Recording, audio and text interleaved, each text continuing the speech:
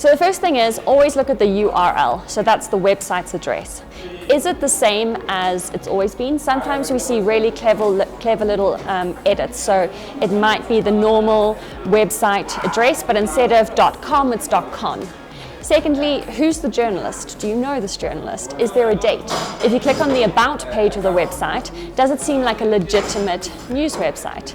And lastly, if there's a really scary or scandalous story that's being reported on by what looks like maybe a legitimate news website, hop onto Google and search for it. Because trust me, if it's as scandalous as it sounds, other credible news organizations are going to be reporting on it.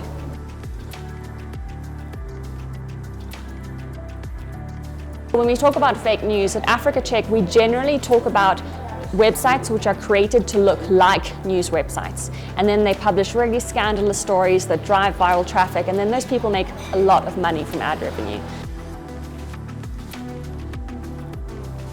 Disinformation, for example, is false information which is created and shared with the purpose to do harm, with the purpose to mislead.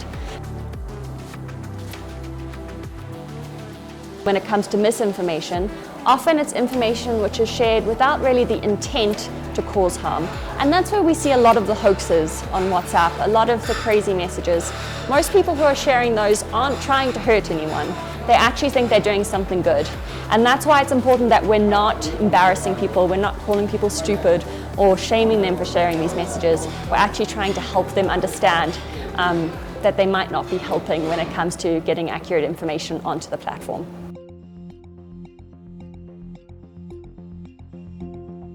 So I think the first thing is actually do nothing. We're primed in this modern era to constantly forward, interact, like, retweet. But often if you just take a moment, if you pause, if you actually read what is being sent to you, if you consider if maybe it's invoking an emotional response that might prime you to send it, you can often see that something might be quite not right. Secondly, Google is your friend. A lot of the hoaxes that we see on WhatsApp have been circulating for years. And if you hop onto Google, you search for the main keywords, you'll probably find a debunk that will tell you that it's not true.